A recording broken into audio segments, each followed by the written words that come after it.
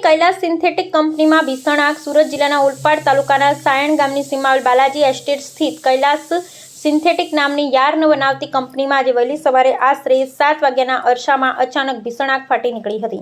Short સર્કિટને કારણે લાગી હોવાના પ્રાથમિક અનુમાન સાથેની આગે જોતજોતામાં વિકરાળ સ્વરૂપ ધારણ કરી લીધું હતું, જેના કારણે આખી કંપની આગની ઝપેટમાં આવી ગઈ હતી। કંપનીમાં યાર્ન અને અન્ય જ્વલનશીલ સામગ્રીનો મોટો જથ્થો હોવાથી આગ ઝડપથી પ્રસરી ગઈ હતી અને મશીનરી સહિતનો સામાન બળીને ખાખ થઈ ગયો હતો।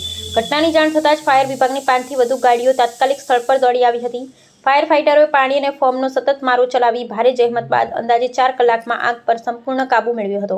આગ લાગતા જ કંપનીમાં હાજર કર્મચારી સમયસર બહાર નીકળી જતા મોટી જાનહાનિ ટળી હતી।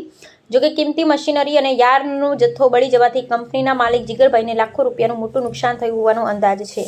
હાલ ફાયર વિભાગ અને સ્થાનિક પોલીસ દ્વારા આગ લાગવાના ચોક્કસ કારણ અંગે વધુ તપાસ હાથ ધરવામાં આવી રહી છે।